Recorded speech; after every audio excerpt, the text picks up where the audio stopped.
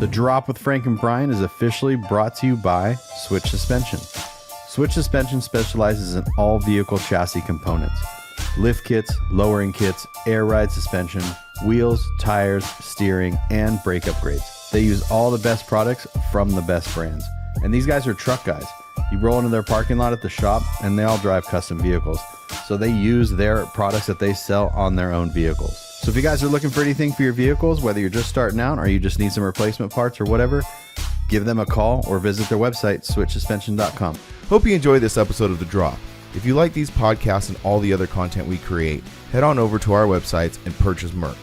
Purchasing merch keeps us going and creating more content. Our websites are grinder-tv.com and livelifecustom.com. We really appreciate it. Now on to the episode. There we go. Just had to dig around and find the right settings. I updated all my computers and stuff. The big one's updating now, but my laptop I updated the other day and it changed the FaceTime settings. Oh, I see. Okay. Well, hey, you're here. I am here. What's going on? You recording though? Yeah. I'd been recording. Just let her run. Yeah. Doesn't hurt anything. No, yeah, I got it. So we're all ready to go. We got quite a bit to talk about. But a lot of different things. So we have different things to talk about? Yeah, like a lot of catching up to do. We got questions. I have some stuff to bring up, shows, videos, a very interesting EV truck conversation. We got a lot of things to talk about. Yeah. Yeah. So where do you want to start? I think. Well, where do you want to start? Let me tell you where I want to start. Yeah, you kick it off. You're good at doing that. Okay. Videos. We both dropped some videos. I dropped my Forbidden Fantasy video last week. And when did you drop that May Nats video today? Yeah, it'll be today because I was going to do it yesterday, but there's a couple things that I didn't get done in time. So I was like, because I usually like to drop them on Thursdays. Yeah. I've heard so many people talk about that. Thursdays. Is Thursday like a special day? It's not a special day. I don't know what. I just know that you don't drop them on Fridays, you don't drop them on weekends, and you don't drop them on holidays. Mm-hmm. You drop them when people don't have anything to do. So like Thursday, if I can't get it up by like Thursday around 4:00 in the afternoon, then I just won't do it. Yeah. I've learned the exact same thing. I dropped a video because I thought the opposite. I thought, one time I did it on like a Thanksgiving or something. And I was like, everyone's home. Yeah, everybody's home. They're going to watch videos. No, they're not. No, they're not. They want to watch them. Even our podcast on the days that we've released on holidays, when Monday's been a holiday, it's the lowest counting one. Oh, yeah. It's probably because people want to watch them on their lunch break. And actually Thursday is a good day for another reason too, because like people are already getting hyped for Friday. They're getting hyped for the weekend.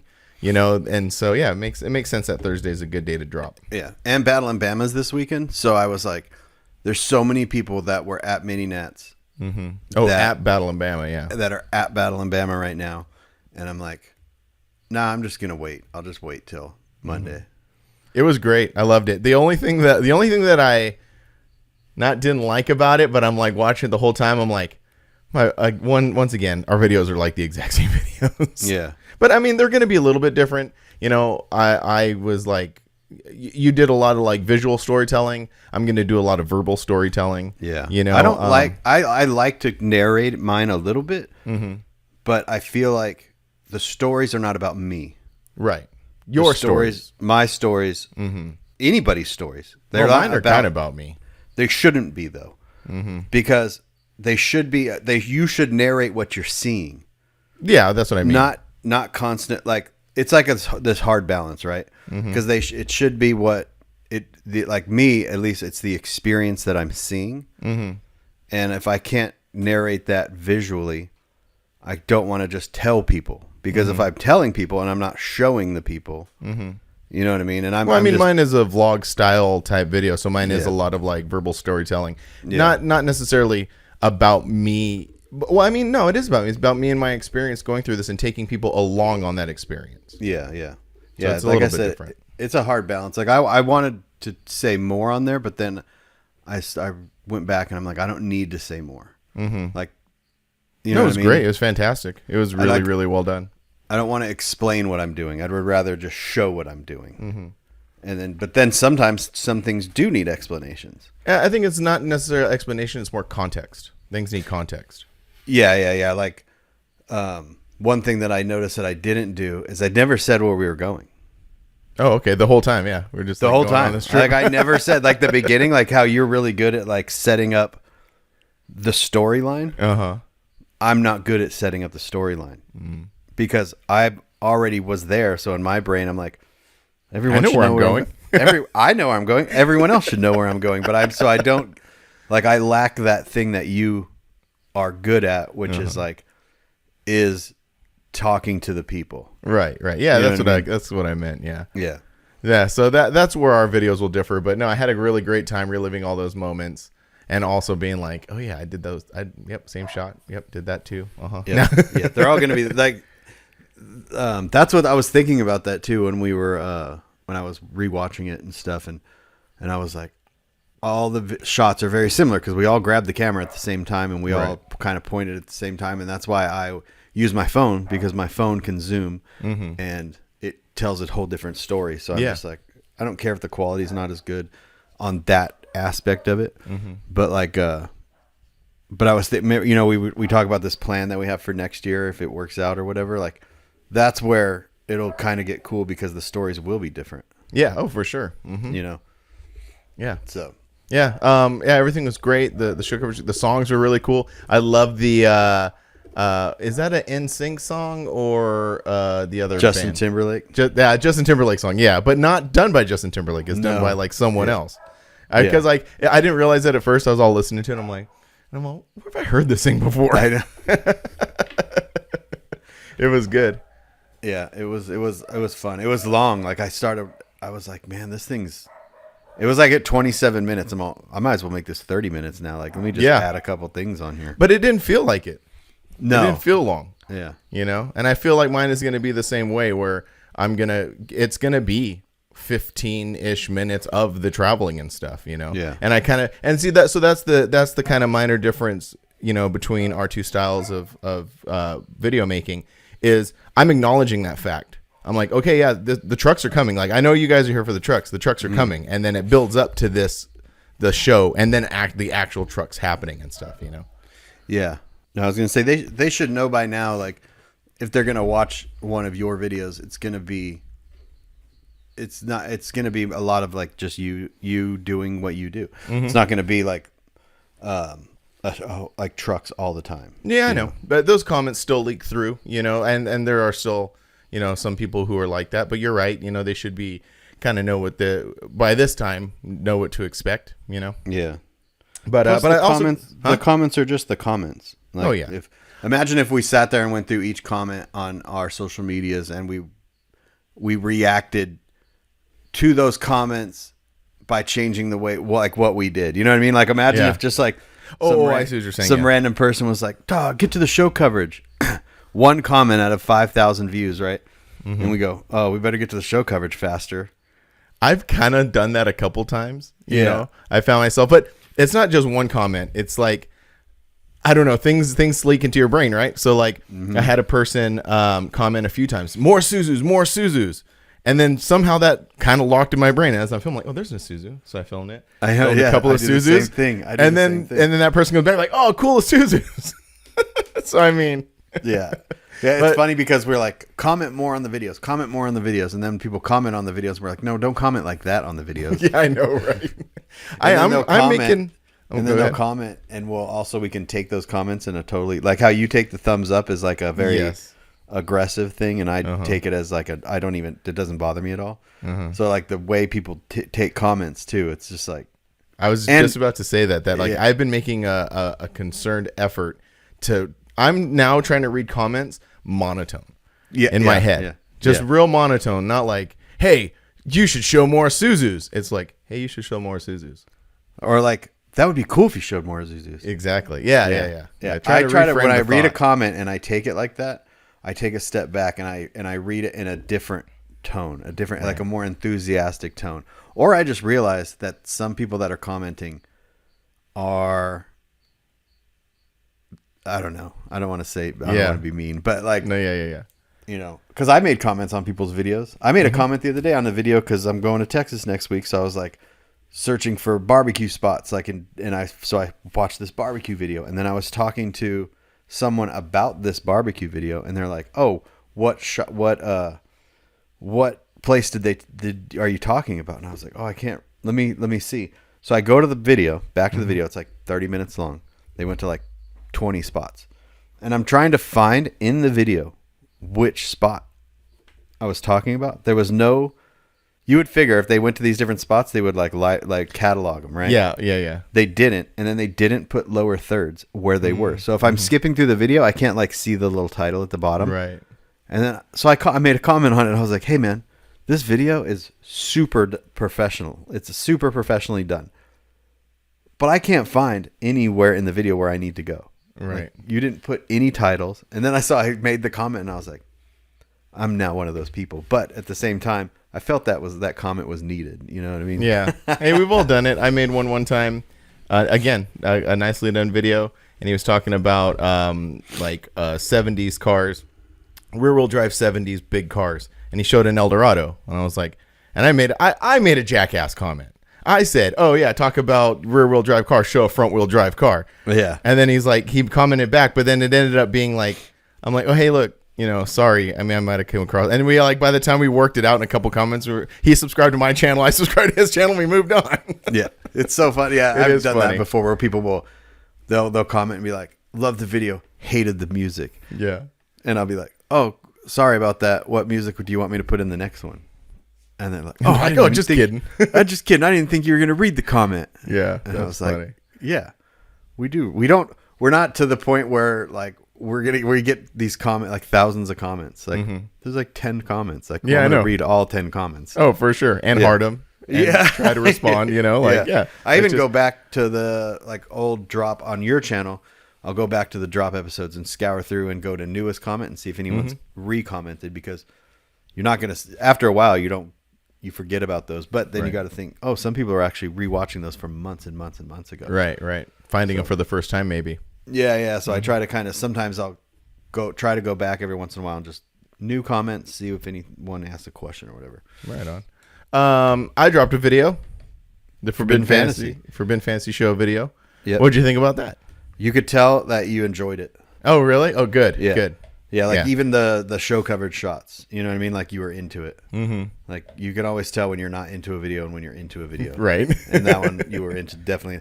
The one thing, and this is my criticism, is don't call the asphalt area. And you caught yourself the first time, but you were drinking afterwards, so you didn't catch yourself. The first time you said, "We're going to go into the other show area." And then you're like, "We're in the parking lot now." Oh, yeah.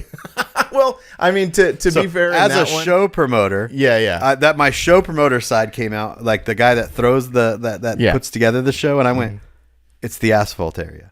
Yeah. When you say the part, you're like degrading those people out there, and it was so funny because you were cognizant of it the first time. You almost said parking lot, but your brain it almost like in real time you went, I don't want to call it the parking lot. That's like not a good thing. Yeah.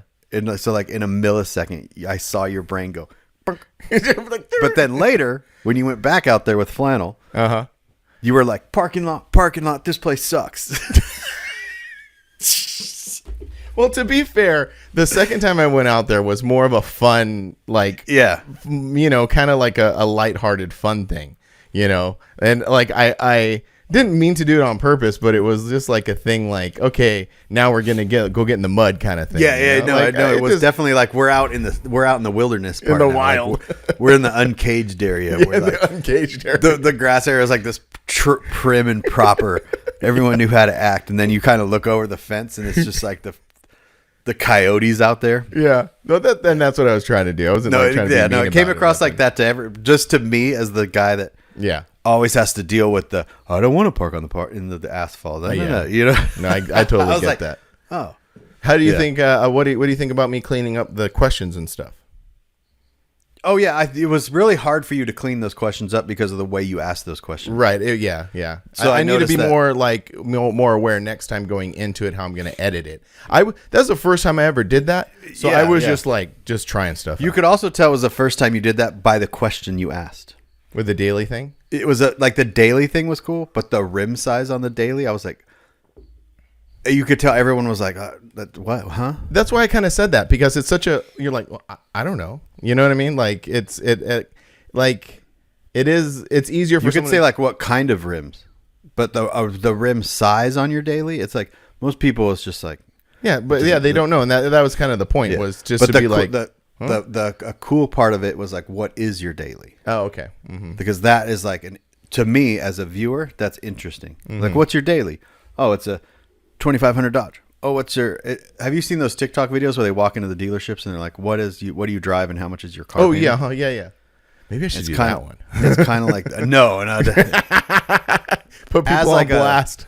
Yeah, but as a person that has different types of dailies, and so you don't see some of these people's dailies sometimes, like that part is interesting. Mm-hmm. Yeah, but the rim size on a date like that piques zero interest, at least in me. You know what I mean? So like it'd be like, what's your daily?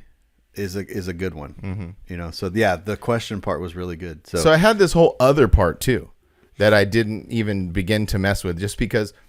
Like we were saying, you want to keep it short, because even Angie was thinking that like that went a little too long. But I had this whole other part where I asked like another question where, first of all, I started off with like if people could guess a movie quote. So I would say a movie quote, and then people try to guess the movie. And then that kind of evolved into what's your favorite movie. And then that was a lot of fun. And then there's this great part with me and Oliver, because, you know, Oliver's like a movie guy. And, you know, but it was running long. It was already, so I don't know what to do with that. I have all this great footage of that, but I don't know what to do with it yet. Maybe make like a whole separate video of just that. Yeah, make a whole separate behind the scenes or just nighttime vibes or yeah, I think that would be great. Yeah, I think you could have put that on the end of the video and it would have been cool. Yeah, I was just scared. You know, I was just, again, like I don't want to. Again, like in the back of the mind, you hear that comment like, "All right, man, where's the trucks?" It's like, yep.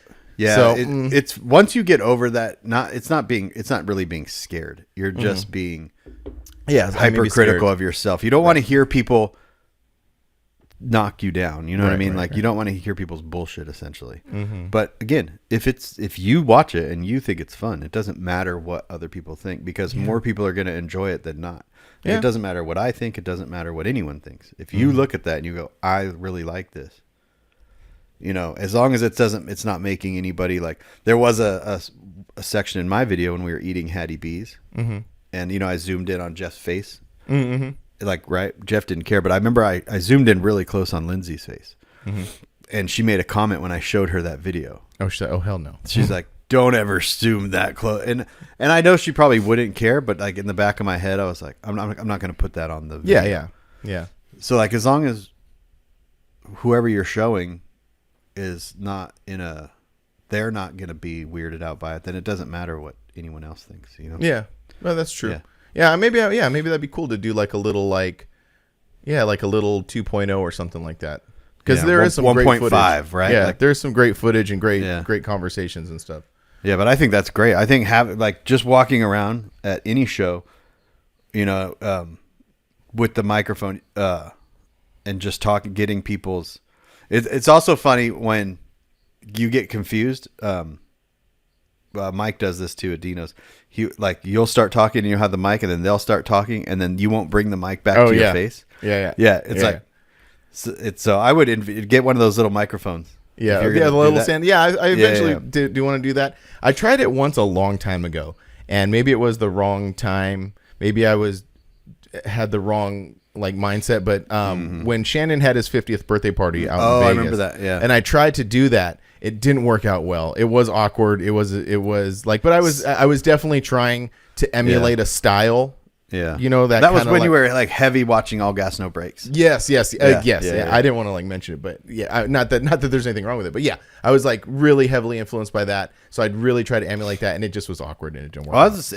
Look at Dino's this last Dino's when we had this great idea of are you garbage type questions, and Mike went out and asked a bunch of them, and he came back. He goes, "Hey, this ain't working." And I was like, just switch it up then.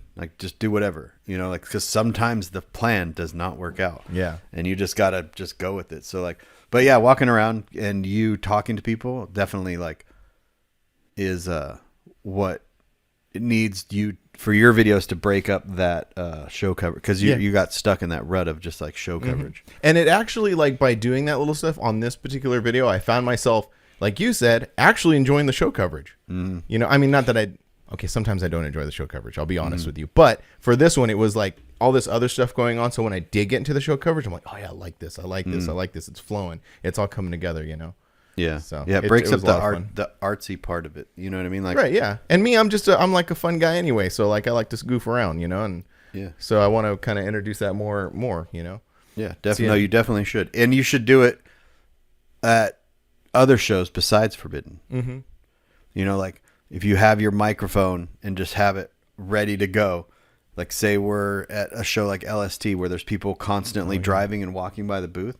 So instead of just getting out there and filming the truck, or say you filmed a truck and you're like, oh, I filmed that truck when it went by a few hours ago. And then in your head, grab the microphone, run up to the driver and be like, hey man, tell me who you are and where you're from. And sometimes just that simple question will get you a fun answer. Yeah. You know, so instead of having just these trucks cruising by, you have this other element of now bringing them into the video. Yeah, that's cool. I like it. Yeah, I would definitely love to implement that. Yeah. So go watch the videos. Go watch Brian's video that dropped today. And go watch my video that dropped last week if you haven't yet. Yeah, my favorite part of my video was when Lonnie said, and I don't know how this trend started of people saying that they were me. Oh, yes. Yeah. But it's definitely helping my brand recognition out. Right. You know what I mean? With the last name. Yeah. Yeah, but when he was like, I'm Brian Mother effing Good, and this is Mini Nats, and it goes into that kid dragging. Yeah. Lonnie is such a treat during the videos for like the Mini Nats videos and stuff. You can't get him at LST like that. He's a little different, little busy, little different Lonnie. but I just like pointing the camera at him and see what he does. He's great. He just always is fun, and he always has something funny to say. And the whole like I'm Brian Good thing. Who else does that? You said that is starting a trend. Well, the guys from Canada. Oh, that's right. Yeah, he said it too. Yep. And I don't know.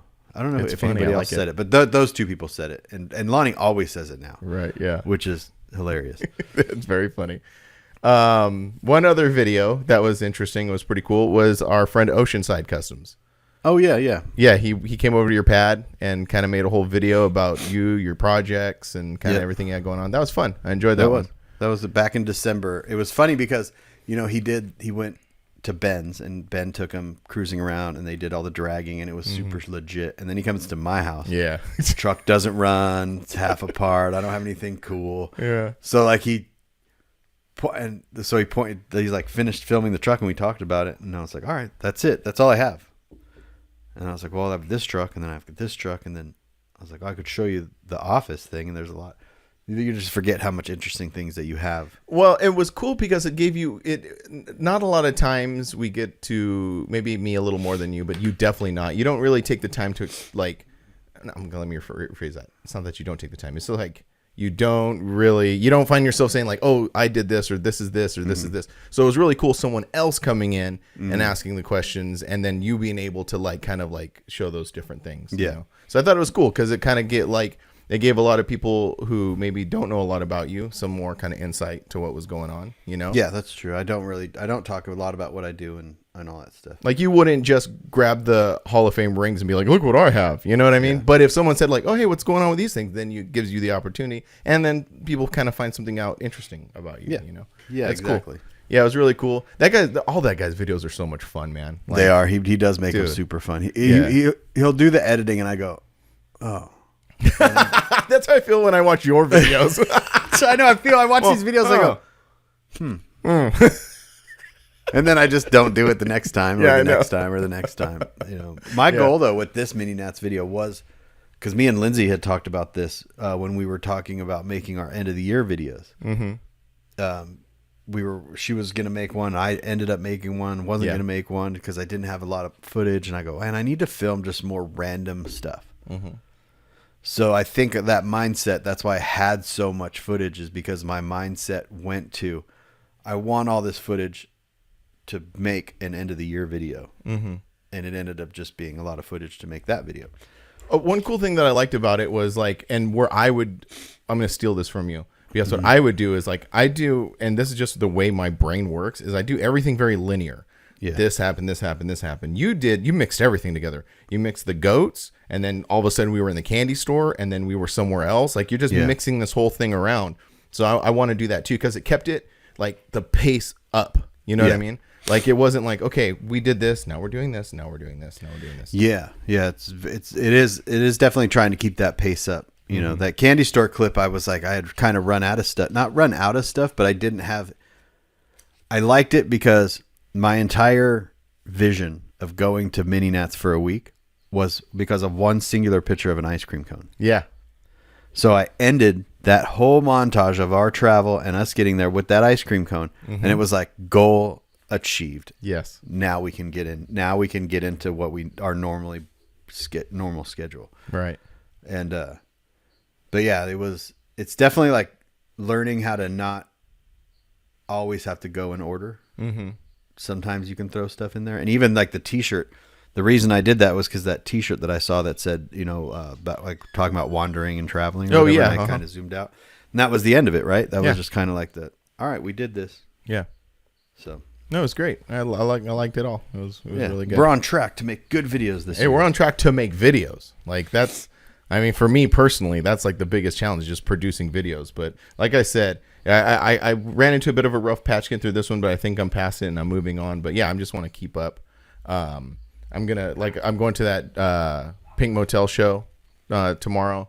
So, you know, I'm going to do some different content, which is kind of interesting because that one person said that I understand what he said afterwards about how he said that. I mean, using his words, he says that we're ignorant to other other he said scenes it in a loving way. He said, "Yeah, no. I'm not faulting. I'm not saying he did it." I meant to go see if he commented because I made a comment back to him. Mm-hmm. And, did he comment? He respond to mine. Yeah. Which part of the video was he talking? Because that's what I was like. I'm not going to go rewatch the podcast and figure out where he made that. What his point was because like. I didn't really know how to really articulate like what I think like a 3-piece wheel is, so I just called it a racy style wheel. Okay. So I think might have came across as ignorant in the fact that we don't know the proper terminology for these things, even though we've been doing like, you know, we like you said, you've been going to import shows since the mid 90s. You know, I grew up reading, you know, whatever that street race magazine was like. So we're very aware of the scenes and we're very aware of what they do. But I think it was just I don't know what else to call 3-piece BBS wheels, you know. I'm the same way. Like we will go to we go to that that meet down here, you know what I mean? And Carl goes and he's like, "Oh, those wheels. Oh, those wheels." And Ben's the same way. He's like, "Oh, those da wheels." Mm-hmm. I don't know that. Yeah. I always equate it to I don't know the drummers to every single band. Right. But some people do. I don't know. And some people do. And then they're like, oh, well, you're not really into this if you don't know which guitar Kurt Cobain was playing in Nirvana's Nevermind. Like, and it was a Fender Stratocaster, with this type of PV amp, and and I'm like, I don't know. You're like, they're cool. I like the song. Yeah. Yeah, same. You know, I like the wheels. They look cool. Yeah. So sometimes that you're going to get that from us. Yeah. So no. Yeah. So I understand that. But speaking of like interactions and stuff, we have to answer some questions. Yes. But before we do that, I want to do something really, really quick. Because I just looked at it. This is going to be really fast. Okay. I got this in the mail. We don't have to go, and what I'm holding up is the new Mini Trucking magazine. We don't have to go into we're not going to sit here and go through the whole thing. I just want to take a quick second to recognize our good friend, Matt Stone, and his feature in Mini Trucking magazine. Congratulations. Super freaking cool, man. It looks great. The photos are great. The truck looks great. He has like 3 or 4 sets of wheels. And so he could have put any one of his sets of wheels that he has on it. But these look killer. I really like them. Directional. And the pictures are freaking cool. Yeah. Like I said, the photos are freaking great. Everything was great. Corey Floyd. Mm-hmm. Yeah, man. Congratulations. Really, really proud of you, dude. That was it. Matt, you peaked. You peaked. I know. What's he going to do now? Nothing. There's nothing, man. He got he's getting awards. He's out there with the truck. He has to build another truck.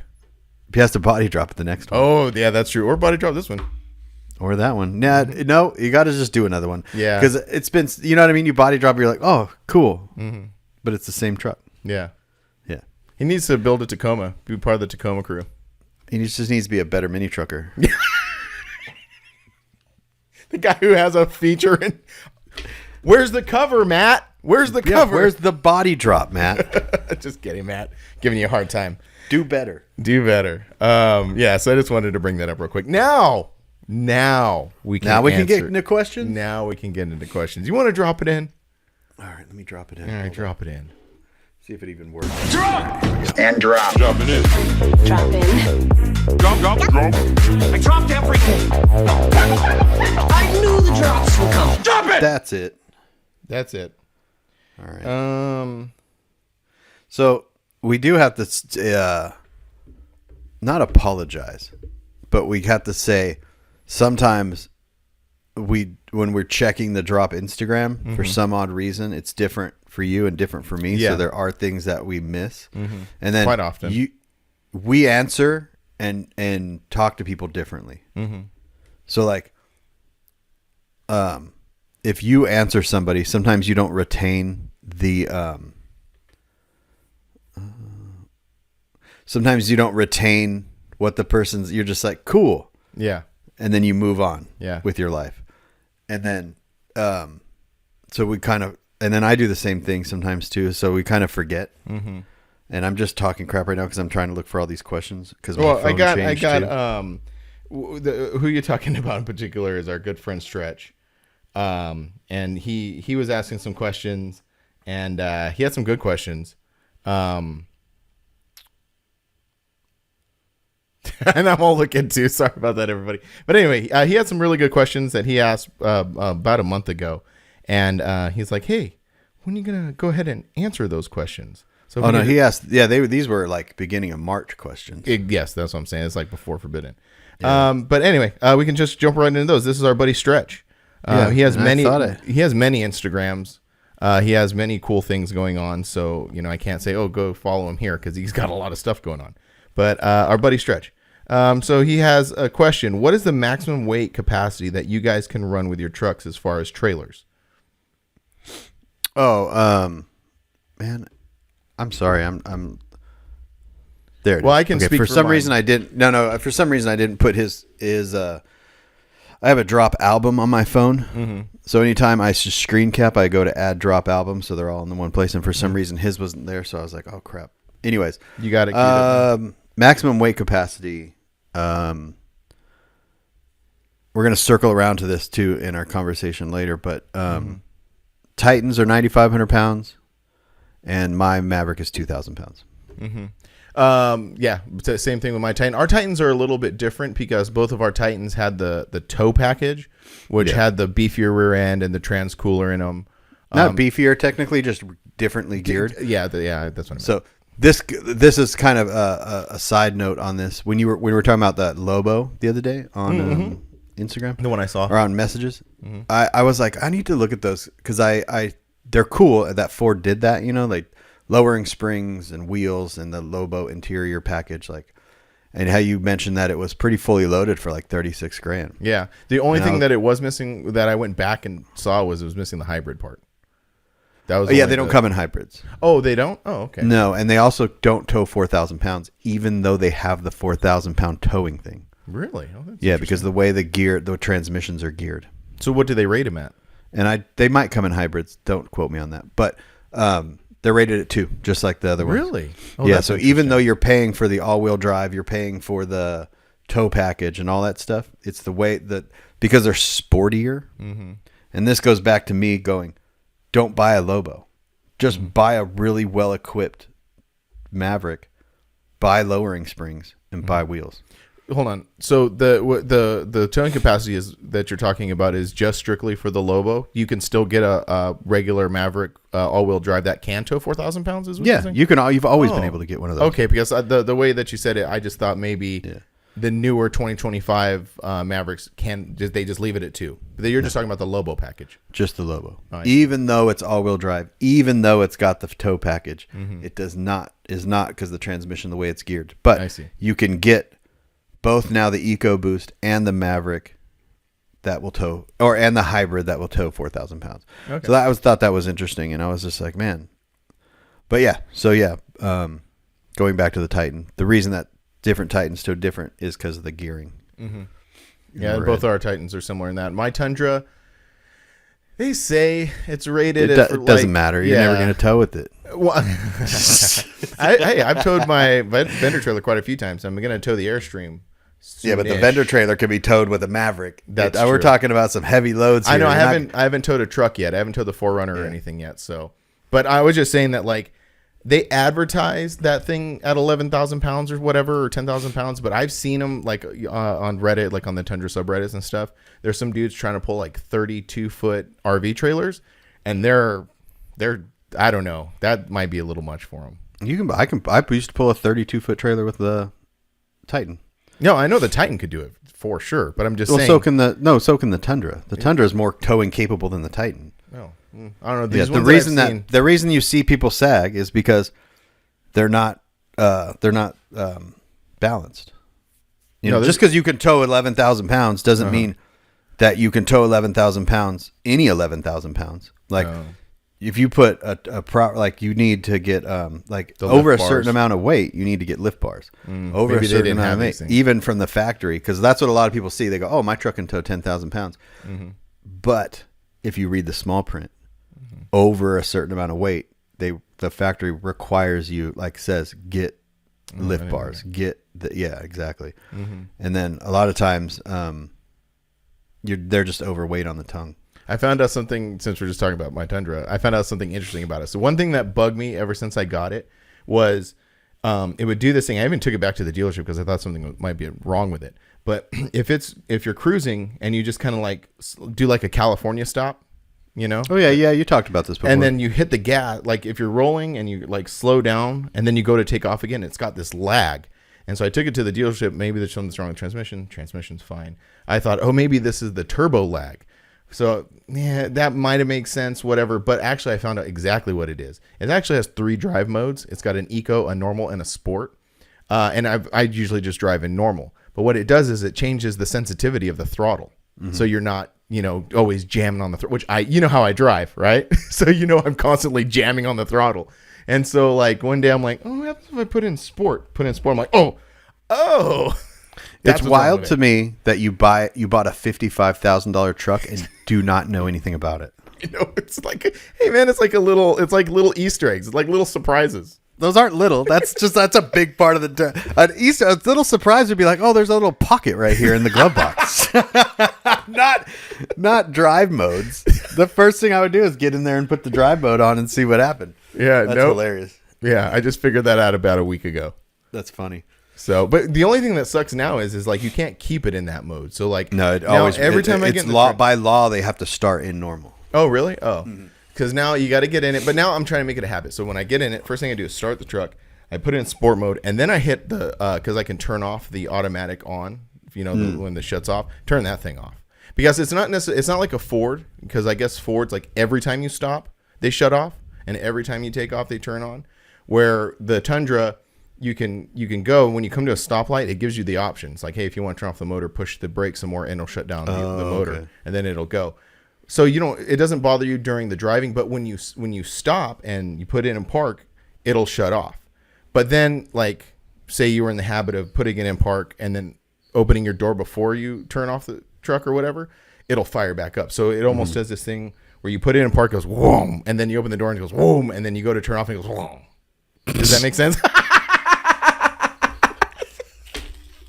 Realize how stupid that sounds. Is that how you describe when you have a problem with the dealer? I'm standing at the dealer going, yeah, when it goes, yeah, and they're like, oh yeah, no, that's the da da da da da.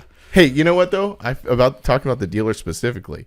This is not talking shit about people who work at dealerships, by the way. Maybe it is. I don't know.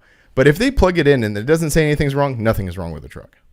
Oh yeah. Yeah. They're not going to go any farther than that. Exactly. So I'm saying when I first took it. And I was explaining the problem. And it's maybe when you drive it, just do this. They're like, we're not going to drive this thing. We're going to plug it in. And if they're like, sir, the problem is you haven't driven a new vehicle in 30 years. Yeah, that's true. Yeah. They're like, yeah, that's your problem. Yeah. But anyway, whatever. No, that's funny. back to our. We kind of got a. I know. a Sorry, little lost sorry, on there. Stretch. All right. So the second part of his question, second of all, how many events do you go to where you're able to actually use your trailer as a booth practically? I think he's alluding, because I think he's referring a lot to like when we were talking about the vendor trailer situation and maybe possibly a new trailer with the all that stuff that we were talking about. Gotcha. Yeah, I mean, we use anytime we take your trailer, it's useful in the fact that it's for like security and storage. Mm-hmm. You know, and yeah, the trailer stuff will get interesting. Someone else asked about the trailer too, and Well, one thing that we were really impressed with about, because we've used my trailer for like 10 years now. We've been using it a long time. But what we kind of like a few times in this last trip to Mini Nats that we kind of like were like, whoa, is like we rolled up to Mini Nats with this tiny little 10x10 trailer and rolled out a 20 by 60 or 70 foot booth with 3 different companies with fully stocked with merch in this little tiny trailer. Yeah. That was pretty cool. Even when I went to Moab and just had the Maverick, you know, no trailer or anything, and Joe goes, man, you fit a lot in there. You gotta know how to pack it, baby. You gotta know how to pack it. Yeah, you gotta know what to bring and what not to bring, and and you know, you don't need a box for everything. You know, like I put on my, like, I have a supply box that has tablecloths and, you know, miscellaneous. But what I've learned is when I take the Maverick, I take that box out and I just put the tablecloths in the shirt boxes. Oh, that's a good idea. Yeah. And then I put another thing in one shirt box. So if I have 8 shirt boxes, I can put a bunch of stuff in those, just, you know, that are flat or whatever. Mm-hmm. Well, over the last all the years that we've been doing this, subconsciously and consciously, we've been like refining this whole process. You know what I mean? Like, we're always figuring stuff out, like, oh, we could do this. And sometimes it's like the most obvious stuff. We're like, oh yeah, that makes total sense. You know like when we stood the Easy Ups up when you showed up to my house that one time and you're like, check this out, and I'm all, why didn't we do it? But remember when we just had it all on the floor and we're trying to stack stuff on top of it like idiots? Yeah. Oh man, yeah. I was like, this is genius. This is just constant refinements and everything. Yeah. So yeah, let me read over this real quick. His next part to this. Yeah, it doesn't really make it. I think he's thinking out loud there. Okay. About the gear. Yeah. Okay. And then there's Brian into the trailer situation. Oh, he kind of, okay. Yeah, which is funny. He talked about this, and then because this, don't forget, this is early March. So he was saying that in episode 150, we're talking about trailer situations, and you were kind of hinting on some video footage coming out, like a trailer series, which you kind of did. You added that to the Forbidden Fantasy video. Yeah. No, I added it to the last video. Which one was that one? It was the Red Truck. Oh, this is the Red Truck video. So that was pre-Forbidden. That's right. It was after Forbidden. I know, but that situation was pre-Forbidden. Yes, I'm sorry, you're right. Mm-hmm. Yeah. Yeah. So yeah, I think but that's like sort of part of our whole kind of universe is trailers and stuff like that. So yeah, we'll definitely be talking, like you said earlier, we'll be talking about trailers more. And trailer talk and tow and talk. Trailers will definitely come up. Man, this is so stupid. What's that? Just the way that these phones now try to the way these phones like try to make things better for you. Like, oh yeah, the new. I went to I'm in my album and I'm trying to like scroll through the pictures, and there's now a photo and a movie. Yeah, it will take your freaking pictures and make them into a slideshow movie. And I'm like, why is there a play button? So I play, and there's music on it. I'm like, I just want to scroll through the photos. Yeah, sound like an old man. Well, no. A lot of people have complaints about the new Apple iPhone like photo library situation. It's all very funky, garbage. Yeah, it's all very just show me my photos. Yeah. Or when you go to freaking save a photo from a message that you were talking about like a month ago, and it saves it in date order, so it's not the newest photo. I'm like, yeah, that's really annoying. Oh well. But anyway, we got a couple more questions, or you looking? We got a bunch of more questions. Let's go. Mike Bach. He says, "Hey, question for you. What is your all-time song or songs to cruise to?" Oh yeah. I don't mean road trip playlist. Just you, your mini truck, and one song. I'm old, so Fresh Prince, Summertime. Close second would be In Too Deep, Back to the Hotel. Oh, I thought that was yours. I'm like, dude, I've never heard you listen to that one. No. But that's really surprising. Those are really great songs in a mini truck to cruise to. They are. Those are good songs. Yeah. I should have thought about this. Do you have any right off the top of your head? No. Sublime, Offspring, and that just takes me back to like high school. Mm-hmm. You know what I mean? Like that's what I would play in high school would be Sublime or Offspring. I was in high school. I was kind of like into bass and stuff like that. So I listened to a lot of weird things. Like, do you remember a band called The Crystal Method? Oh yeah, like that kind of stuff. There was this band. Were they band or group? They were called Lords of Acid. Have you ever heard of them? Oh yeah. Yeah, dude. They had some crazy albums. I used to bump those all through high school. Oh yeah. For me, you know what? Honestly, if I was to pick a song to throw on and cruise and just really vibe to, would be a Bone Thugs song. The names escape me, but the Eternal 1999 album. It came out in the mid 90s. A lot of the songs off that album, so I wouldn't say a song, but if I could put on an album that I could just cruise and vibe to, it'd be that song or that album, Eternal 1999 by Bone Thugs and Harmony. Let's see. Some of these are a little deep. Let's get deep, baby. Let's see. Adam James. Sometimes when I screen cap these, I can't read the whole name. Trackrat_13 said, "Do you guys think that shaved corner lights and similar early 2000s era mods are out of style? I didn't even have a driver's license when this was popular, and now that I want to build a Mini, I notice these mods are getting a lot of hate." I never liked those the shaved corners. This is just my opinion, by the way. I did love that time in the early 2000s where the mods were getting crazier and crazier and crazier. Like that was fun to see what people would do. But when it was like shave the taillights, nice. Shave the tailgate, sick. Shave the roll pan, cool. But then it was like, shave the front markers. Now shave this to the point where people were shaving extra cab windows. Yeah. Yeah. So. I was guilty of that on my very first truck. We went really crazy. Mm-hmm. And but yeah, shaved corners. I had them on my Tacoma. I remember. And now I don't want them on my Tacoma, and it's because I don't like the look of them. I think it like cut. It's like, have you ever seen a Honda Civic and where they shave just the outside lights and not the trunk lights? Or just the trunk lights and not the outside lights? And again, we were doing those things not because they look cool, because there was something to do to be different, and that's what mini truckers do, right? Mm-hmm. So I get it on that fact, but sometimes you got to stand back, look at the vehicle, and go, am I doing this just to do it, or am I doing this because it looks good? Mm-hmm. And it doesn't matter what you do. You can do whatever you want. Yeah, we're not here to tell you what to do. Yeah. There's things on my truck that I stand back and go, nope, I wish I would have done this differently. But I think just having corner lights completes the look of the vehicle. When you cut it off, it just gives this harsh line, and the headlights look out of place. So that's my personal opinion. But I think I think those mods, if you want to do them, do them. Yeah. Oh, for sure. Yeah. I mean, people are asking our opinions, and my opinion is true. I don't like them either, for the exact same reasons, because it just like my biggest, not biggest pet peeve, but what bothers me is when people shave the corners and then do a phantom grill, and the grill just stops. Like it doesn't flow, like nothing. So like you're taking away the flow of the whole front end by shaving in the corners. Yeah, but there is the one that Body Drop Clothing has, the Tacoma.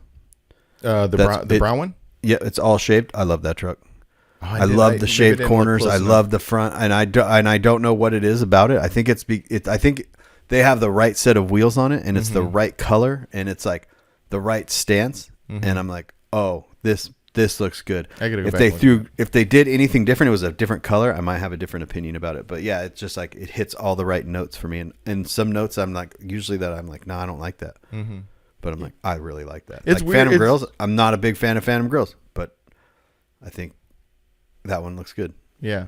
And everybody has those things. Like my thing is like my front end mod on my favorite front end mod ever is a chrome Toyota bumper on a Mazda.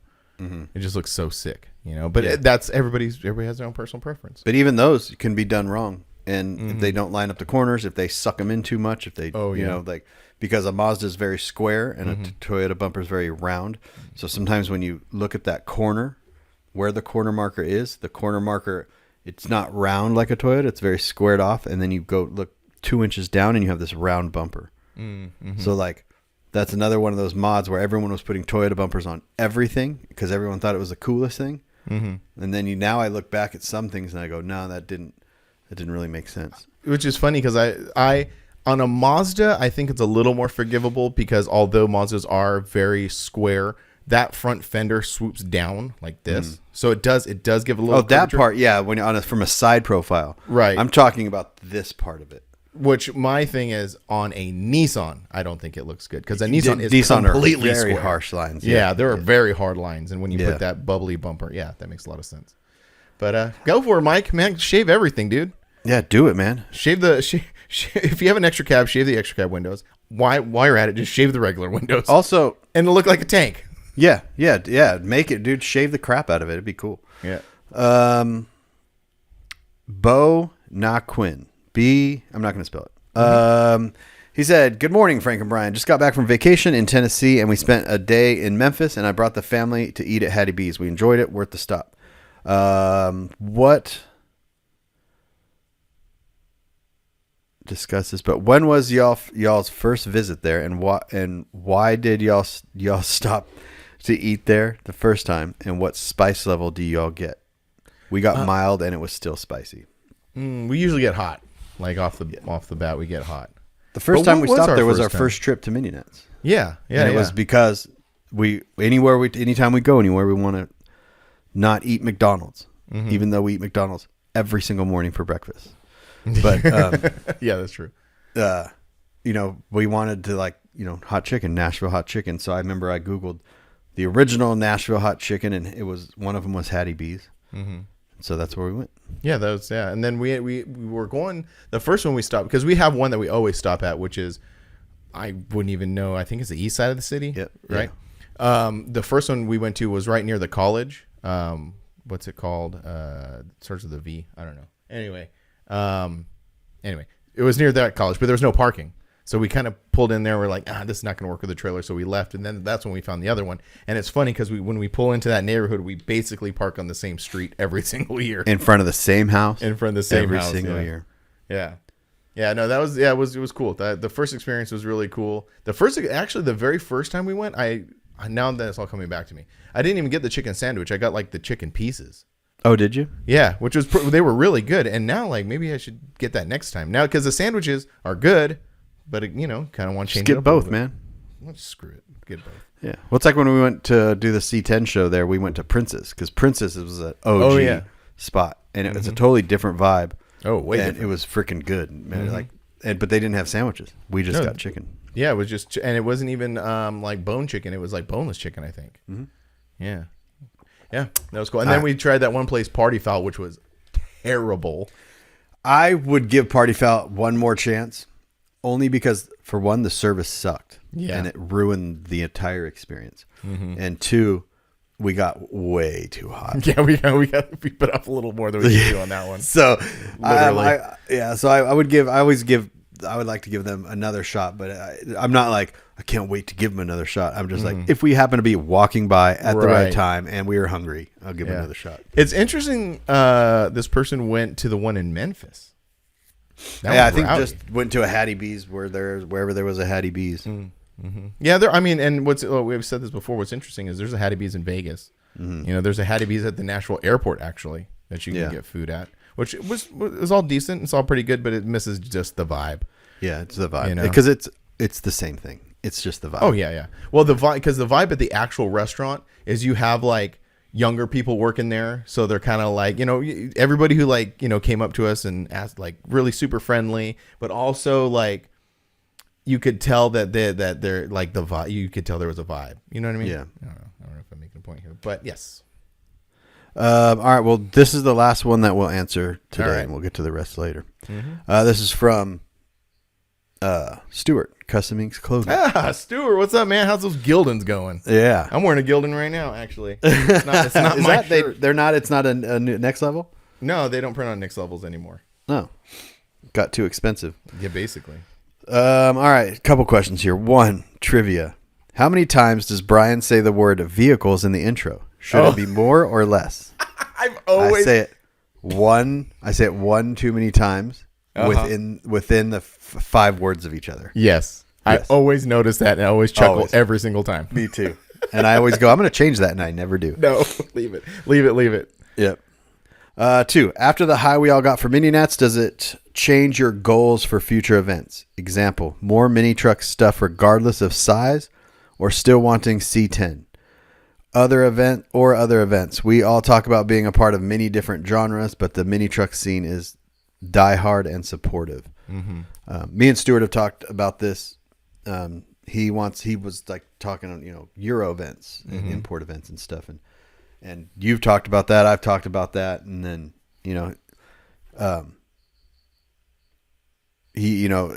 goals for future events. It kind of did supercharge me a little bit to go to more. Mm-hmm.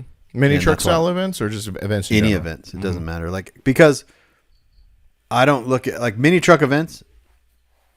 That's me. And that's this. But then the C10 events, the truck events, I have just as much fun at those too, Mm-hmm. So to me, it's all the same. When you start getting into the Euro stuff, it's different. Yeah, I've tried those Euro, not vendoring, but just going to them. And I've talked about this before, but the clean culture events, it just maybe it was that one that I went to. It wasn't really my vibe. I like every scene, I guess, kind of is a little different. I obviously love the mini truck scene. That's what we do. But the C10 scene is the more I get involved in that one, the more I like. It's just a different vibe. Those guys are kind of different. You know what I mean? Yeah. It feels like the C10 vibe. It feels like a truck run every time. It doesn't matter where you're at. Yeah. You go to Dino's. Yeah, and Dino's is a spectacle. But once you get into the infield where all the clubs are barbecuing and stuff, it just feels very welcoming. Mm-hmm. Yeah. You mentioned that before. You've said that before. Not that the mini truck scene isn't welcoming, but it is a different vibe at the C10 events. It definitely is. Mm-hmm. Yeah. Yeah. Which was who were we talking to? Oh, we were talking to Phil, and this has kind of been on my mind. Not a lot, but it's popped into my mind since we talked to Phil. And his whole thing about how when he came out to California in 2007, how segregated the clubs were, and how that there was that attitude of I'm in this club, I don't talk to that club kind of thing. Which I think is to kind of go against what he's saying about that. I think that's changed a lot over the years. I think it has melded together. It's way, way, way different than it was in the early 2000s. I don't know if something's rubbing, but it's just like a constant rub. That's probably this. Nope. I don't know. No. No.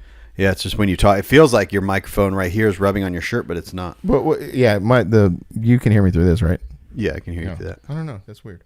Oh, I was going to say, and I think I said this to Phil during that time where I was like, yeah, you got to understand we were all in our mid-20s at that point. So we were all kind of dumbasses, But what I'm leading up to is in the C10 world, that never existed. So it has always been a very all-inclusive, one kind of mutual thing. You know what I mean? Yeah. And I think that's where that feeling comes from, because we've talked to people who have said the exact same thing. Oh man, these going to C10 shows are way different. And they use that same word too, more welcoming. And now it's getting worse.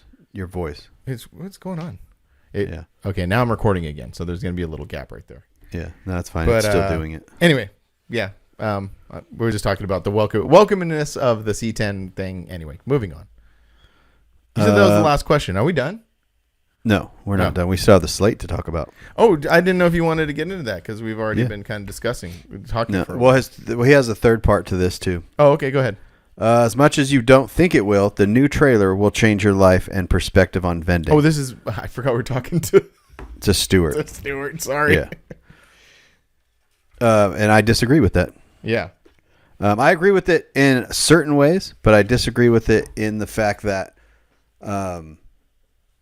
because I know what he thinks. He thinks we're going to vend out of it one time and then forever want to do it. Right. And that's not going to be the case. I don't think so. We've talked about that, when we were talking about the whole trailer talk in a couple episodes ago. It's just more options. It's different tools to use. Like I'm very happy with how our booths are set up. I really, really like it. It's just, we just sometimes get in those things where it's a pain in the ass, like with the weather and stuff. I'm going to put a notch in that, or Okay. a little asterisk in that. I'm the same, except when there's weather. I hate it. No, I know. That's exactly what it Yeah, is. yeah. But I'm just saying, so like you have to add that caveat in there of, I love the booth now when the weather's perfect. Yes. But even when I went to Moab and I was vending that show, the wind kicked up twice and took all 3 tables and flung them across the street. Oh, shit. Yeah. Did you Not put flung your... them across the street, but like they fell. All the hats went across the street. Oh my gosh. And that happened twice. And if we were in a trailer, that wouldn't happen. Right. So I'm like, oh, okay. Right. Like I love it, but right now I hate it. And sometimes the hatred, which this happened at LST, overrides the love for the booth. Oh yeah, I 100% agree. Yeah. Do you remember So, a couple like, years ago when the wind kicked up and knocked over my tables at LST, and I'm just like, nope, pack this shit up, we're done. Yeah. Then that's how it happened the second time. The first time it did it, but then also it was kind of my fault because if I could have had walls on the back of the thing, but the wind was so strong for those few seconds that I think because it picked up the booth with water bags on all Really? 6 legs. It off the ground, like a little bit. Oh yeah, it would have flung that thing across the street if we were not holding on to it. Wow. Yeah, That's and rowdy. then Slosh Tubs came down and brought us kettlebells. So I hung the kettlebells on the center post along with the water bags, and it still moved it the second time. That's wild. Yeah. That's super crazy. So like, yeah. So like again, I think it's gonna be. I like the options. So we're gonna have, like me personally, I have my Maverick option, right, which I can fit all my stuff in there, and then we have the option of if me and you go, we can take the Maverick in the little trailer. We can take the Titan or the Tundra with your trailer. And then if all 3, Lindsay goes too, we can take your trailer. Same thing. But we're also getting to a point where even that is becoming an issue. So like the bigger trailer will allow of my truck to go in there and the boost to go in there. Yeah. Yeah. It's just the more options. Yeah. Yeah. I think I know what that scratchiness is that you're talking about, because I can hear it too. It's when one of us is talking, I think the mics are picking up the sound. And it's not doing it anymore. Oh, that's weird. Anyway. I just thought I'd interject that. It almost felt like like we went the hour and the road program was like, okay. Yeah, we're done. I needed to like a whoosh, like a reset. It's only used to doing an hour. It's like okay, you guys are done. All right, Yeah. cool. Moving on. But we have one more topic to talk about. I don't know how long we're going to talk about it, but we'll get into it. It doesn't matter. These things can be way over an hour long. Yeah.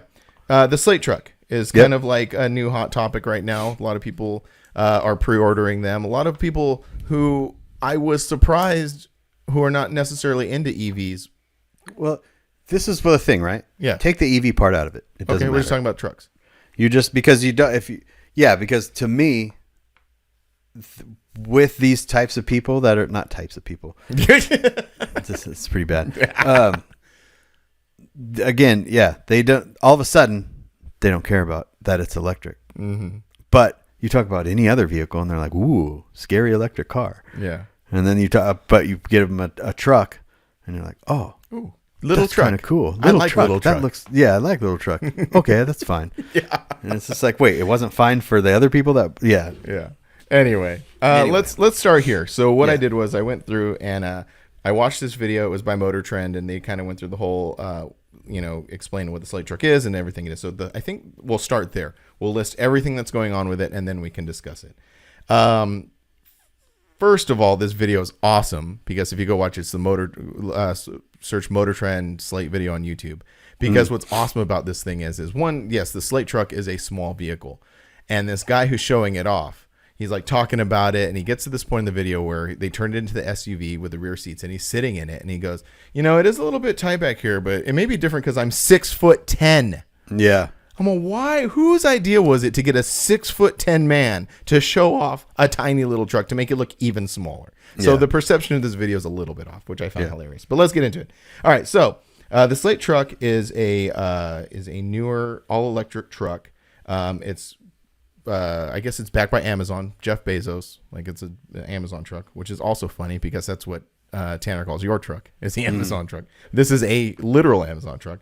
The base model, the whole thing behind it is they are very stripped down. They're very basic to begin with, but they're very customizable. So we'll start with like the stripped downness of a base model. A base model has no power windows. It has crank windows, but part of the customization is you can add. Let me get to that part later. Let me just start with the base model. No power windows, crank windows. It only comes in one color option. That's it. It is a 2-seater, single motor rear wheel drive with 150 mile range. The whole vehicle is smaller than a Maverick. It doesn't even have a stereo in it. It has no stereo. It just has a very small little screen in the front that is your command center for the whole truck. It does. One of the things that I have this like little asterisk here is like you look at the truck, and even when it's in the SUV mode, you're looking at it. You're like, man, I don't know if I want to be in an accident in this thing. But it is actually a very safe vehicle. It has 8 airbags in it. It has to meet a certain criteria for, being safer on the road. So it's sort of like a little, you get a little misconception of it. All right, now let's talk about the customization of it. Everything is customizable. Literally everything is customizable, down to the headlights and taillights. They have, you can change the covers on the headlights. You can take them out. It says Slate on the front, but you can actually pop that off and you can custom make one with your own logo. You can do whatever you want. The taillights are interchangeable. They're actually interchangeable, and you can flip them around because they're the exact same tail. Cost savings. Yeah, they're the exact same tail light. You can change the interior panels because, like I said earlier, the interior is very, very basic, but you can change all the interior panels. You can add stuff to the door panels for cup holders. You can add a bigger screen. You can use an iPad or a bigger phone, or they have a screen that you can get. This is also one of my favorite parts of the customization is before they mention that you can add, there's an actual speaker that fits into the space. He's like, just use your home Bluetooth speaker, which I could imagine like a lot of mini truckers do that when they don't have stereos in their truck. They just throw a little Bluetooth speaker in there. We're almost done here. This made me laugh so hard. In the dash, there's this like strip, and so you can change the color of the strip. But you can also buy little charms that you can slide into the dash, just like a crock. So you can have little crock charms, but for your Slate truck in the dash. So I was wrong, and then I clarified it. So I said it comes in one color. It only comes in one color, but you can remove every single panel off of the truck. And this is interesting because I thought that they sold other panels that were different colors. No, what they sell is the vinyl to wrap your own pieces. And this also made me laugh. If you're not proficient in wrapping, like there are some companies that's their sole job is to wrap stuff. But if you're just some dude, they actually have helpful YouTube videos on their website that shows you how to wrap panels. I don't know how well that's going to go. A little cool thing that I found interesting is they're going to have like a community of people to share ideas because a lot of these, like the headlight covers are 3D printed pieces. So there's going to be a whole community of people who can share plans with each other and like come up with different designs for the covers and stuff. So like I said, it comes as a 2-door, single cab truck, but it can be turned into an SUV, which I really liked, in a bunch of different configurations. Not just like a 5-seater SUV. You could do like a half top, a full top. You could add the roll bar into it. That's it. That's all I've written down. So now we can discuss. What do you think? It's never going to be made. You don't think they're not? So they will be made. They will be made. They just won't succeed. So here's my notes. Okay. Mm-hmm. Yeah, go for it. Okay. First of all, it's a cool idea. I love it. Me too. But the problem is the market's not dictated by us. The market's dictated by new car buyers. These people that, so all these people that got excited for this truck, roll down windows. Oh, simple, standard cab pickup. Those are nostalgia people. Those are people that want manual transmissions, right? But the market's dictated on new people that buy new vehicles, like these younger people and stuff like that. So like Tacoma, 2014 was the last time they offered it in standard cab because less than 1% of their sales were standard cab pickups. So you're going to tell me a truck that's not $20,000. The truck is $27,500. And that's what they say that it is now. So how by do the they time get it away with comes saying out, that it's 20? Like what? the tax credit. Oh yeah, I had that written down. Yeah. So yeah. and the tax credit will be going away soon because of the new administration. Oh. So okay. The truck is $28,000. Oh. Now the truck. Now you have a truck that's $28,000 that tows 1,000 pounds. Oh wow. That goes 150 miles. Good. 250. You could you have to add the battery pack. That's we're talking about price point. You're talking about $28,000. Okay. For $28,000. All right. You get a truck that, for one, have you looked at it from the side view? Yeah. It looks fucking terrible. The back wheel is almost at the back of the truck. All right. It is a little funky. But I like no, it's funky stupid things. looking. It's like have you ever looked at the a extra cab Titan long bed and said, that's cool? No. Then you cannot look at this truck and say that this is cool. You're looking at this truck from a very jaded aspect. I understand that. Yes. Okay. Anyways, let's get back to this.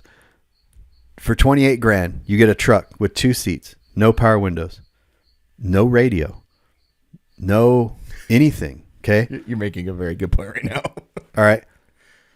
It's got a 5-foot bed. Its range is 150 miles.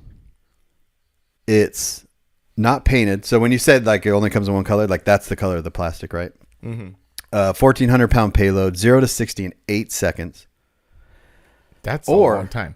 Or for $28,000, you get a crew cab that seats 5 comfortably, power windows, cruise control, Apple CarPlay, Android Auto, tows 2,000 pounds, payloads 1,500 pounds, the range infinity. I like that. Right? Yeah.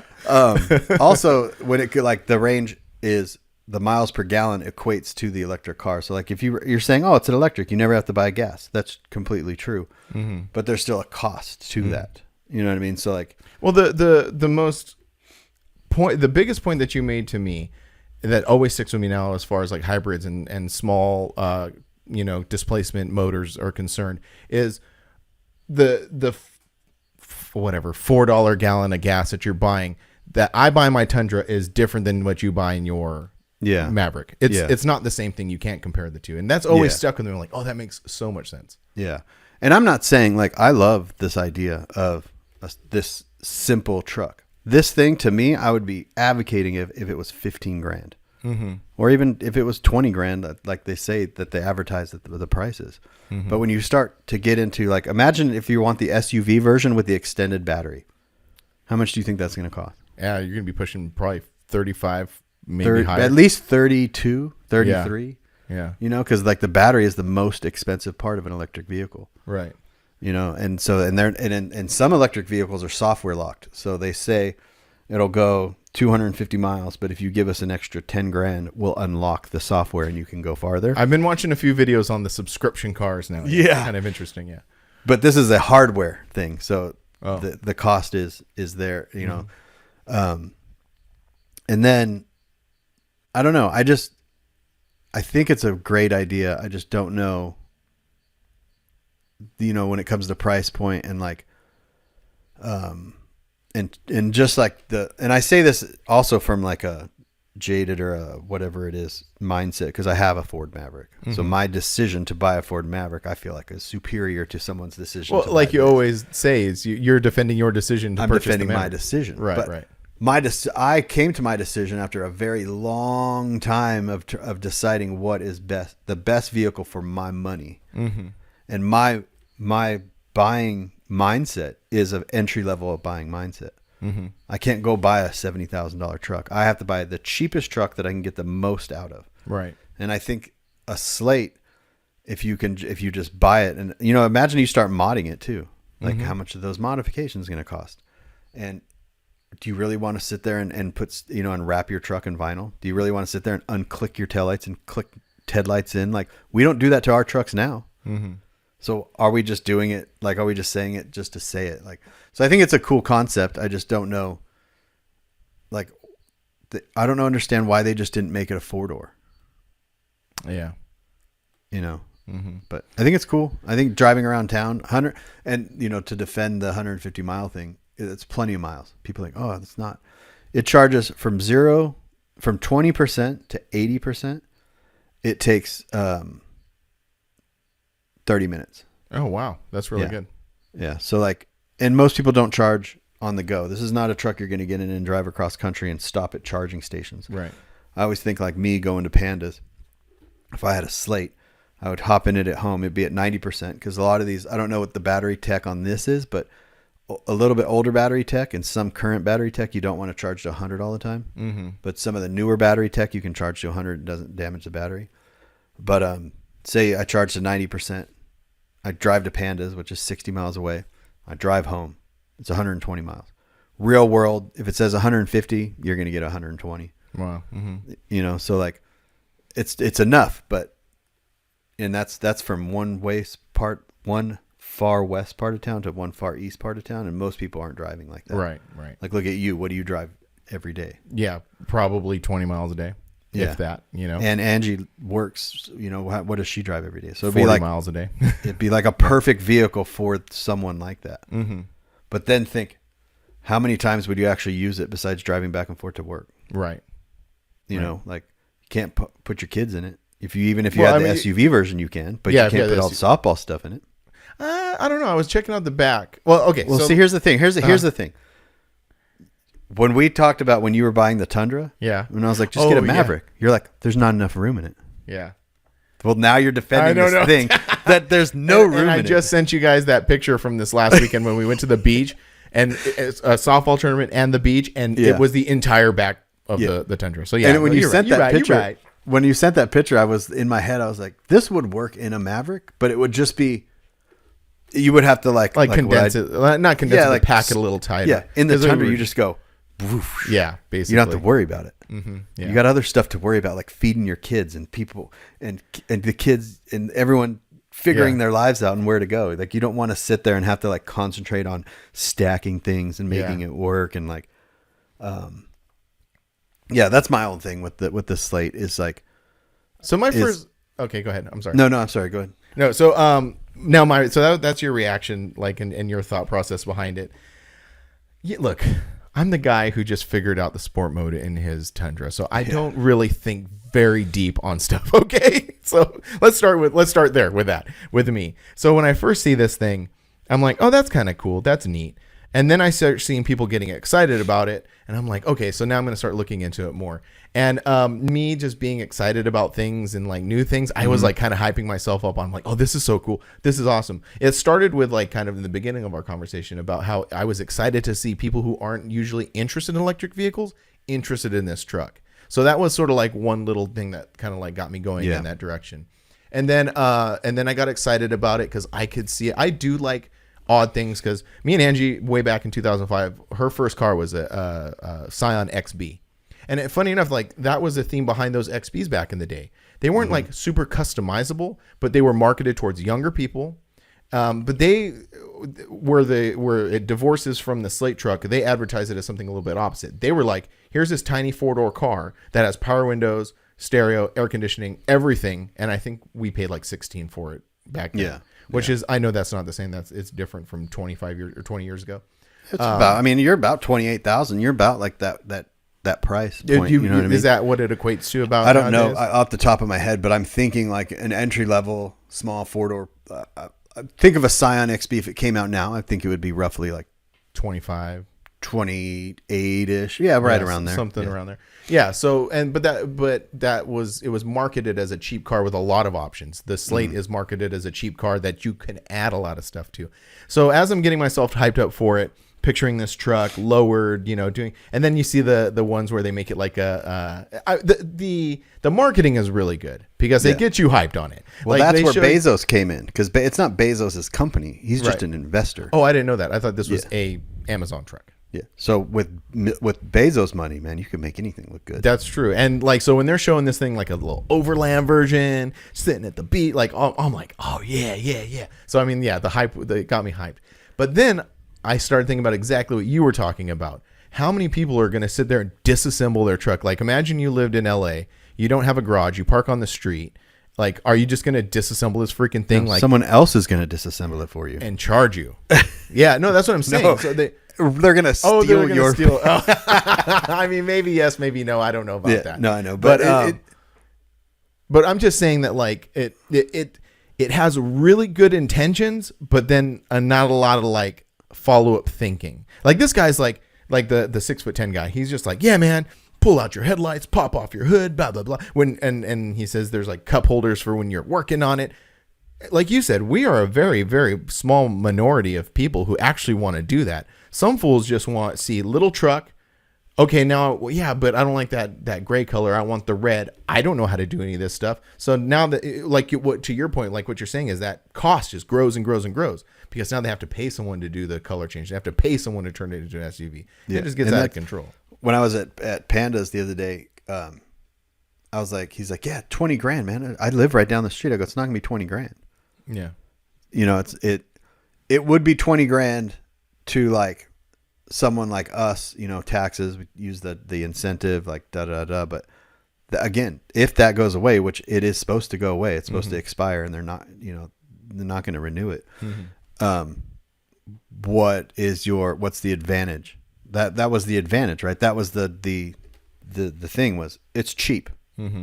Not it's nice. It's cheap.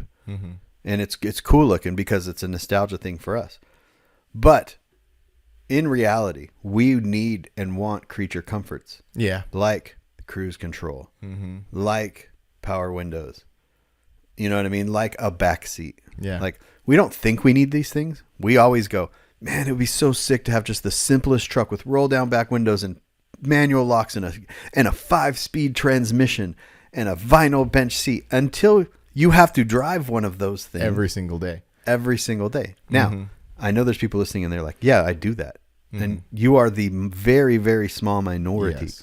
So my entire argument against this comes from the majority and the automotive industry, not us as mini truckers. You know, it's just this whole thing. It's just like, then my brain kind of went blank right there. No, it's okay. I could just follow it up with the thought of that. Like that's what we've said a lot of the times about electric cars in general.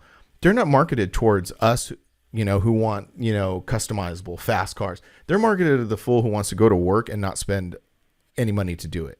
He wants to go to work, do his job, come home, and that's it. And then maybe he has other hobbies. Well, I'm not even talking about the electric vehicle side of it. Oh, like taking the EV thing away from it. I'm just simply saying, like, you put a gas motor in the Slate, and it's the same thing. People don't like it because of the EV or dislike it because of the EV. They like it because it's cheap. Right. I see what but in reality, it's cheap because it offers nothing. And who's actually going to buy that? Who is going to especially actually... now we're getting used to like adaptive cruise control, and it's kind of interesting how they're changing gears on the whole thing about, and I don't mean to keep on bringing up the electric car thing, but you know, we're used to like Teslas that park themselves and can like, you know what I mean? Like, well, I don't know if we're used to that. Well, like, maybe not. That's the wrong way to say it. I don't know what I'm trying to say. No, what you're saying is we're used to creature comforts in our vehicles. That's what you're saying. Yeah. So I would say the normal population is used to creature comforts, and those creature comforts have gotten more standard over the years. Right. So if we were talking about this in 1995, we wouldn't be talking about cruise control or even power windows or anything. But it's 2025, so you're like, if I were to go to spend 20, if I have a car payment, the thing needs to have cruise control. The thing needs to have power windows. Right. I don't want a car payment with roll-up windows. Now my Tacoma, I love my roll-up windows in it. I don't have a car payment in it. It's, I'm not paying. You know what I mean? Like, yeah, no, it makes perfect the insurance sense. isn't. Also, the insurance. This is an expensive vehicle to repair, so your insurance is going to be. That's a great point expensive as well. That's a really great point. You know, so it's not like you're going and buying a 1987 pickup truck and your insurance is $40 a month. Right. Yeah. So it makes a lot of sense. It'll be interesting to see where it all goes. And like you said, if it even takes off, because they're promising these things. They're promising these things in 2027, correct? Yeah. Yeah, that's 2 years from now. Who's to say that any of this? I mean, and who's to say it's going to be the same truck? Like right now, I'm rattling off all these these features or specs on this thing. It might not even be that when it comes out the other end.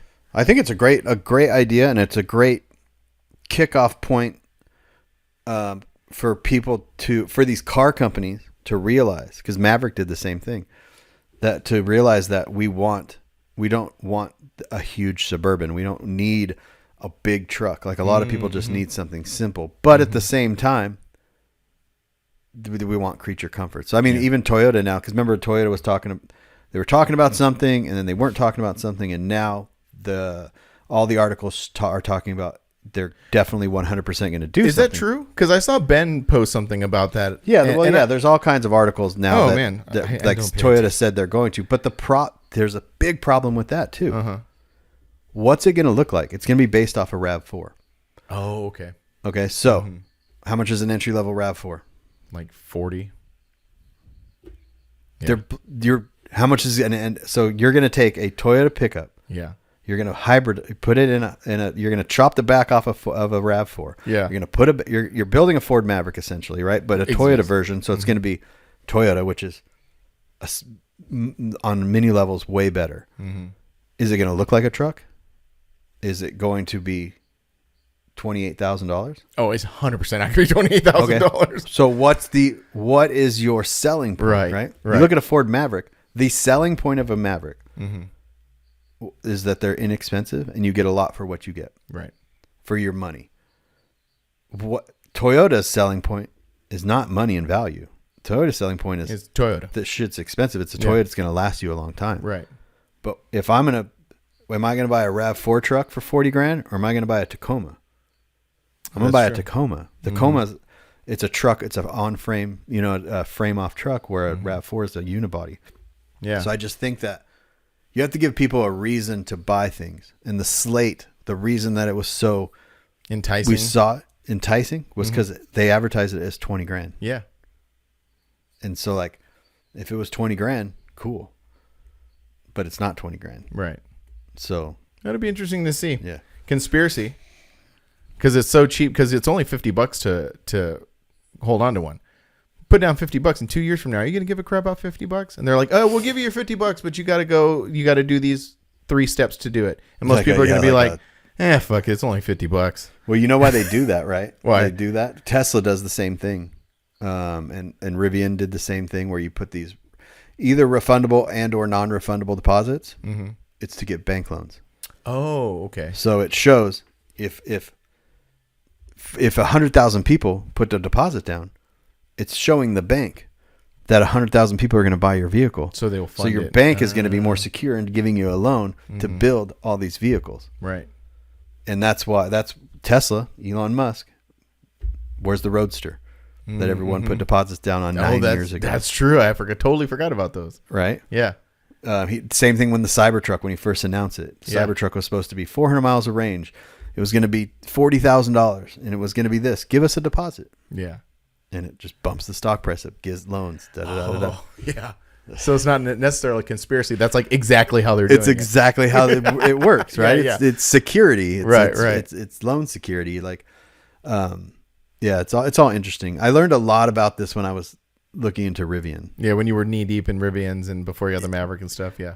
Yeah, I remember. And I think like Rivian, if you look at that company and they come out with that smaller SUV, right? Like that SUV is going to tow 9,000 pounds. Right. That SUV is going to truly fit 5 people. It's truly going to have a huge frunk. Mm-hmm. It's going to have it's going to do all these things, and it's by a company that like. It's not like a legacy company, but it's by a reputable company. Right. An established company. An established company, right? So like, what's the price point for those? The entry 40. price? 40. Oh, I mean, yeah. So you're talking about a 20, and it's all starting to make sense. What you see what I'm saying? It's just like all coming together. If I'm gonna make a car payment, right, at $28,000, yeah, that's $400 and something a month, $500 a month, for another $100 a month.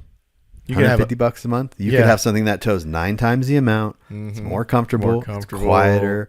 Cruise it's got control. adaptive cruise control. It's Yeah. got like a nice stereo. Like it doesn't have this thing where you have to mount your phone to a freaking this thing. All right. You're all right. Like I said, it's great. It's great though because it's a good. Yeah. It makes people pay attention. Yeah. And that's important. That was sort of like my thing in the beginning of it. It sparks people's interest, you know? Not just our interest though. It sparks the interest of other automakers. Yeah. Like it makes big companies like Toyota like go, oh, how many did they get reservations for? Maybe we should do something like this. Exactly. Yeah. Yes, you should do something like this. Everybody should make a Ford Maverick, their version. Yeah. Make it look like a truck. Don't do what Hyundai did and make it look like a car thing. yeah, or what Honda does and make it look like a car. Like make it look like a truck. Make it do truck things and make it cheap because we all don't need to tow 10,000 pounds. Right. Exactly. Yeah. So. Makes a lot of sense. Yeah. That's perfect button on that whole thing. Yeah. But I like it. And I hope if they do happen, I hope a bunch of people get it. And I hope Panda gets one and he lays it out. That'd be sick. I mean, that would be the super fun part right there. Yeah, it would be the fun part. Yeah. Yeah, it'd be super cool. So do that, Panda. Thanks. Yeah. Like he's listening. He's too busy. He's a busy man. Everyone stopped at an hour. They're like, oh, we'll figure this out. Yeah, they're going to come see this one. Hour 30. Oh, what's happening? What are they talking about? Oh, we could talk about some upcoming shows real quick. Yeah. Well, like I said, I'm going to that Pink Motel show tomorrow, so we'll be talking about that on next week's episode, even though that already happened this past weekend. Not shows that technically we're going to, but just shows in general. Okay, yeah. Well, I don't have anything, so what do you got? That June 7th Huntington Beach cruise. Oh, I saw that. That looks cool. Yeah, so that is Jordan. I just put June 7th cruise on my notes. I didn't actually. So what it is, it's Jordan and Nicole from Freaks of Nature. That's right. They live in Huntington Beach, so they're putting together like a Huntington Beach cruise. I think it's similar to like the quarantine cruise, that goes on. Yeah. But for mini trucks specifically, it looks fun. I've got so many people sent it to me.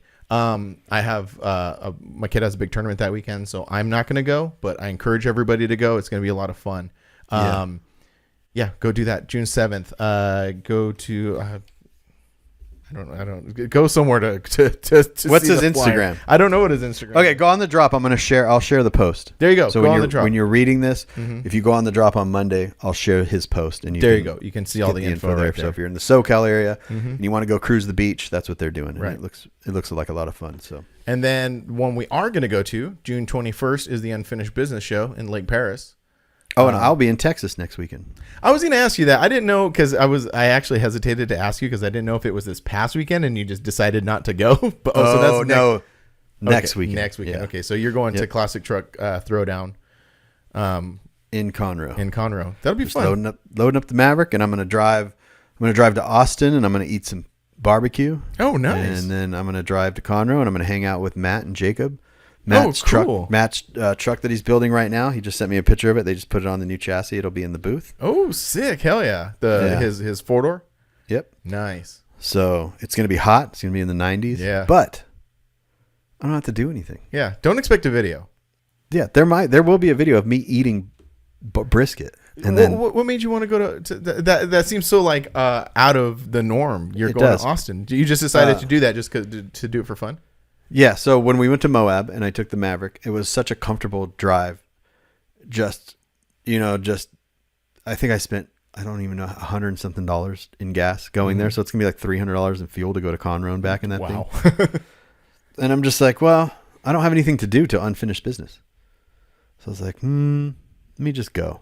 I'll just do it. And then I started going, well, I don't just want to jam out there and jam back. So Austin is literally like just right above San Antonio. Right. So I just started watching videos on food and.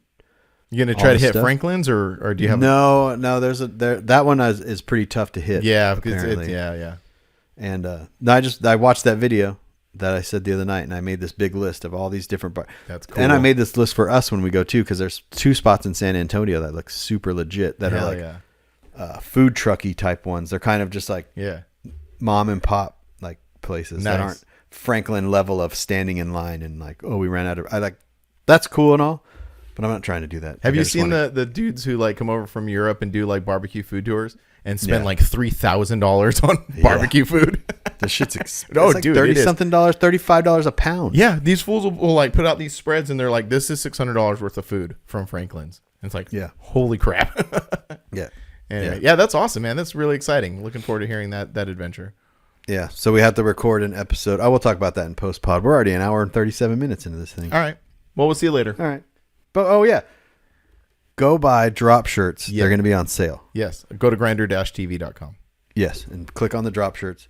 Buy a drop shirt, then go to Custom Life and buy a Custom Life shirt. But more importantly, we need those drop shirts gone. So do that first, actually. Yeah. Yeah. Yeah. We want to move those because we're trying to cycle these things out. Because the more drop shirts we sell, the more things we can do. Yeah. And then we'll come up Yeah. with a new drop shirt.